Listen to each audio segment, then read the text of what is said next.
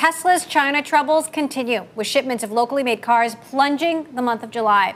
This following a run of negative publicity and the recall of almost every car the company has sold in China. Hey, I'm Steven and this is Solving the Money Problem. If you're new, welcome. If you're not, welcome back. So, ladies and gentlemen, today we are talking about how I'm about to say it, fake news intentionally spreads lies, misinformation, and FUD about Tesla. Most of you folks have probably heard the term, if it bleeds, it leads, as this refers to the mainstream media. Generally speaking, drama, danger, disasters, catastrophe will always attract a disproportionate amount of eyeballs and attention, and therefore advertising dollars. Now let's talk about why this is. I'll hand it over now to a good friend of Elon Musk, Peter Diamandis. You don't have to watch the news. I want to give people a different perspective here, which is I don't watch the television news. I don't read the newspapers. I get my news filtered through Google News, where I can search for the subjects and I can get very quickly the few things that I need that are relevant to me. I'm going to take this a step or two further than Peter Diamandis here in my usual obnoxious fashion. To give you guys some insight, I haven't watched the news since I moved out of home as a teenager in 2004, 17 years ago. I realized at this point in time, as a teenager, that you'd have to be a literal fucking moron to get spoon-fed your so-called information from outlets that have misaligned incentives, not to give you the truth, the facts, and realistically represent what's going on in the world, but instead to attract your eyeballs for advertising dollars. Long and the short of it is, if you currently watch the news and get spoon-fed your information, that's right, you're a fucking moron. So here's the situation. We're living in a world today where the news media is a drug pusher, and negative news is their drug. And in every device that you have, the news media is pushing into your tablet, your TV, your radio, your laptop, negative news from every corner of the world. Every problem on the planet is being filmed in high definition and delivered to your laptop and into your living room over and over and over and over again. And the reason is that we as humans, we pay 10 times more attention to negative news than positive news. And that's because of an evolutionary development. We were evolving on the savannas of Africa hundreds of thousands and millions of years ago. If you missed a piece of good news, like some food over there, well, that's too bad you missed it. You missed a piece of negative news, like a squiggle on the ground is a snake and not a stick. Your genes were out of the gene pool. And so we've evolved an ancient piece of our temporal lobe called the amygdala that scans everything we see and everything we hear for negative news. And when it detects it, it is, you're put on red alert. And the old saying is, if it bleeds, it leads. For that reason, we pay far more attention to negative news, and that's why the newspaper and the television has got 10 times the negative news. Open up the paper tomorrow and just flip through the pages, and you'll see that. And the question is that the way the world truly is? And I'm not saying that those things aren't going on in the world. It's just disproportionate, right? You don't have reporters standing in front of airports and saying, today there was no crashes at this airport today, or today there was no school shootings at this school today. They're only reporting the negative issues. And the fact of the matter is we have orders of magnitude much better news going on in the world. It's just good news networks don't succeed. And if you watch the TV news over and over and over and over and over again, you're going to get this negative mindset, which is just going to make you feel like the world is going to hell in a handbasket. And why would you ever want to invest and so forth?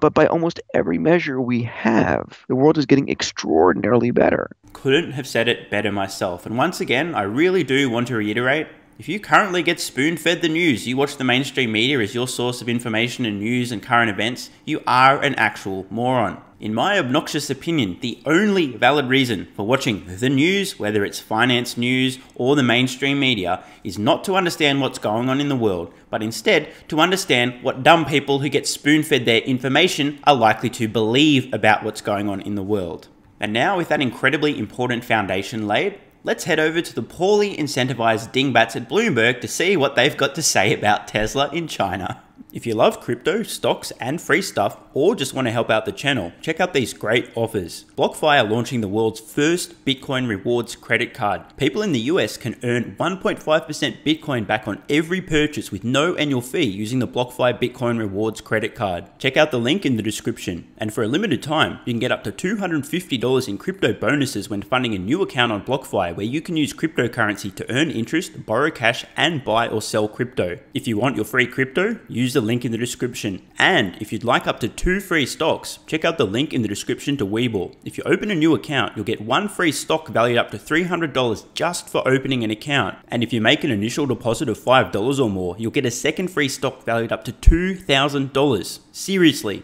Free stocks? Yes, please. And finally, if you're in Australia, the UK, or New Zealand, you can get a free stock with stake, also linked in the description. Thanks so much for your support, guys. Let's get back to it. Tesla's China troubles continue, with shipments of locally made cars plunging the month of July.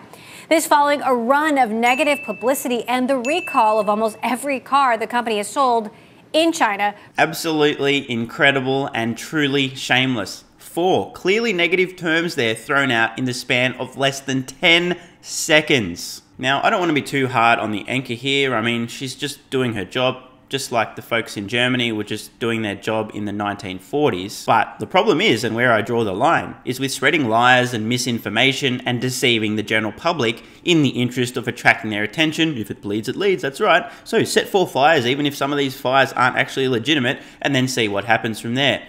Problem is, Tesla did not have a recall in China, let alone almost every car they produced in China. There was a voluntary over-the-air update which was mislabeled and misreported in the fake news as a recall. We've debunked this previously in a prior video. I'm not going to go over that again. Regurgitating a lie? Not cool. For more on the story, I want to bring in our Bloomberg News reporter, who else but Ed Ledlow. So, I think when you say it that way, it's just hard to believe that every single car in China has been recalled. Right. Did that actually just happen? I mean... I don't even need to say anything here, right? It didn't happen. That's why it's hard to believe. What even is this? I'm sure Ed's going to correct her now and explain that it didn't actually happen, right, Ed? Right? Ed? What exactly is happening here? Well, the numbers themselves are really important to break down because for the first time, we saw this big drop in the number of cars that are built in China, in the Shanghai factory, that are actually delivered to Chinese customers. What's really happened over the last 12 months is that Shanghai has become the center of production for Tesla. It's no longer over the water from where we're sitting, right? It's in Shanghai. So look at that chart on your screen. The orange bar is what you're looking at. And we care about that because China is the world's biggest autos market. So allow me to provide some context. First of all, besides the fact that Bloomberg opened this segment by flat out lying and claiming that Tesla had a recall of practically every car they've built in China, literally didn't happen. I mean, straight up lie. We're now seeing an example of how misleading data can be, or how easily it can be to cherry pick and paint a negative narrative when in fact there isn't one to be found. Let's talk about this data. At first glance, if you're a bellend who thinks that Bloomberg is a reputable news source, you might think to yourself, well, hang on a minute, they're right. That orange bar was going up and up and up and now it's plunged. Oh my God, I better sell my Tesla stock. But we need to talk a little bit more about the nuance of what's happening in a quarter. You see, here's the thing.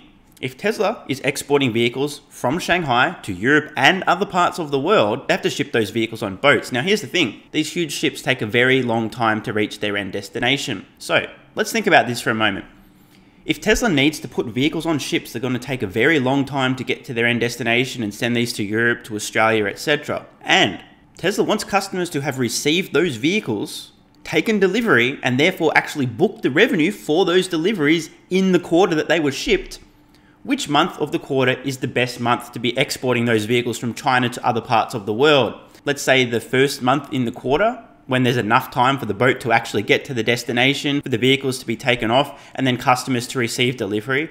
Or would it make more financial sense to send those, say, in the last month of the quarter when there's no chance the ship's actually going to get to the destination and no chance to book that revenue, meaning have a huge amount of inventory and a massive decline in revenue for no reason other than the fact that you're a moron and you forgot to send the ship at the right time in the quarter. Tesla skews their deliveries from Shanghai, which is now, as they confirmed in the Q2 2021 earnings report, their primary export hub. They skew their shipments to other countries in the first month of the quarter to make sure that customers can actually take delivery of those vehicles in the same quarter that they shipped. If we examine this data again with this knowledge in mind, we can see that in April, we have a very low number of local shipments from Tesla's Gigafactory in Shanghai and a massive increase in the second and final month of the quarter, with a massive plunge in the amount of exports in that same quarter. April is the first month of the second quarter of 2021.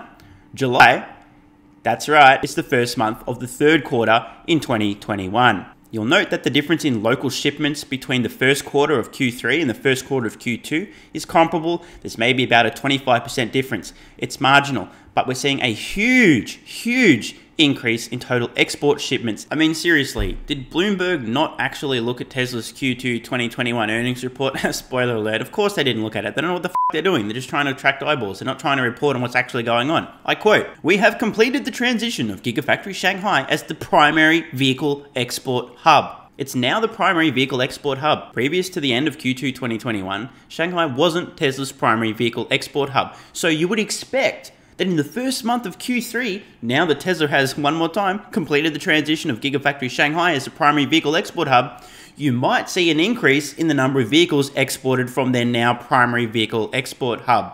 Crazy concept, I know. Now, if in a few months' time we discover that there's a trend that the total number of vehicles being produced and delivered from the Shanghai factory, whether they're exported to Europe, Timbuktu, etc., or delivered locally, if we discover that number is declining significantly, then we might have cause for concern. But we're not seeing this. The number of vehicles in total from June and July from Shanghai Gigafactory are comparable. We cannot gather anything useful from the difference in deliveries between June and July from Tesla's Shanghai Gigafactory because the number of vehicles delivered in total, whether exported or delivered locally, is about the same. But of course, this really doesn't suit Bloomberg's agenda, which is to attract eyeballs through drama, really playing to the amygdala, the fear response, to try to garner attention for that advertising revenue. So they have to spin a narrative suggesting that sales are plunging amid negativity in China, or yeah, by the way, the recall that never happened, blah, blah, blah, blah, blah. Bloomberg are making assertions on insufficient evidence. I'll give you guys a personal example in my own life.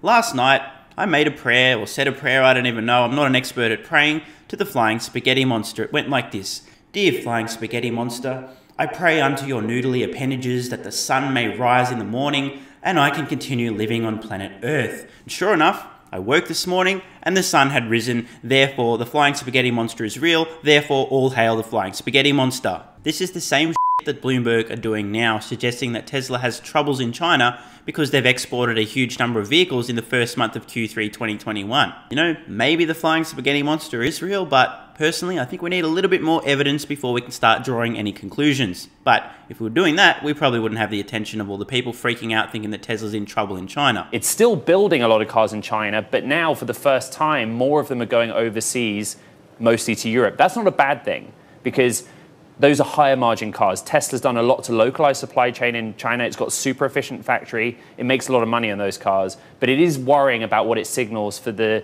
company's performance in that market. So how important is China to Tesla compared to, the rest of the world, right, which, the world is their oyster, right?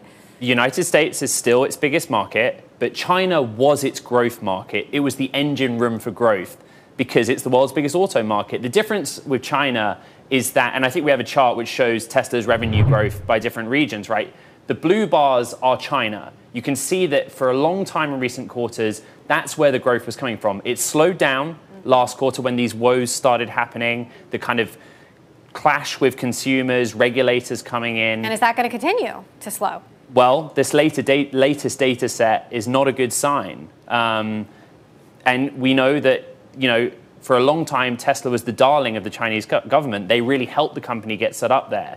But now it seems as if they're going to have to do a lot better to improve the situation, not just with consumers, but to allay some of the fears the Chinese government has. Meantime, Tesla stock has been in a holding pattern. Is this in part due to the China concerns? It's hard to say.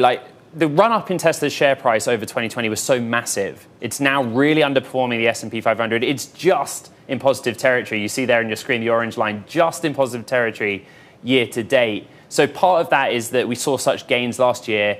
We're now kind of normalizing a little bit. I think a lot of folks are waiting on AI Day, which is next week, to see what the next phase of Tesla's life looks like. And indeed, if there's something substantive there and when we might see real self-driving, we know that some of the bulls put a lot of emphasis in their target prices. So I hope you guys have enjoyed this video. Let me know your thoughts in the comments below. Do you think Bloomberg are intentionally attempting to manipulate the data just to attract a little bit more attention and make that bank? Or are they perhaps more innocently just misinterpreting and misunderstanding the data from China? And as for me, guys, I've got to get out of here. It's very important. I'm going to spend a few hours now praying to and worshipping the flying spaghetti monster just to make sure that the sun rises tomorrow morning and we can all live another day. I'm Stephen Mark Ryan, this is Solving the Money Problem, and I love you all. And don't forget the BlockFi Bitcoin Rewards credit card where you can earn 1.5% Bitcoin back on every purchase. There's a link in the description. You can also earn up to $250 in crypto bonuses when funding a new account on BlockFi, also linked below. And finally, don't forget your free stocks with WeBull and Stake, also linked in the description. These great offers also help out the channel. Thanks so much for watching. Let me know your thoughts in the comments below. And of course, if you have any ideas for future videos, let me know. I read all your comments. P.S. If you're still watching, you're awesome. If you'd like early access, exclusive videos, regular Q&As, our private Discord server and more, consider supporting the channel at patreon.com/solvingthemoneyproblem so I can keep creating content for you guys. There's a link in the description. You can now also become a member of the channel for some exclusive perks. To learn more, click the join button next to subscribe. And don't forget to check out our merch store. Either way, the best form of support is you being here and watching, so thanks again.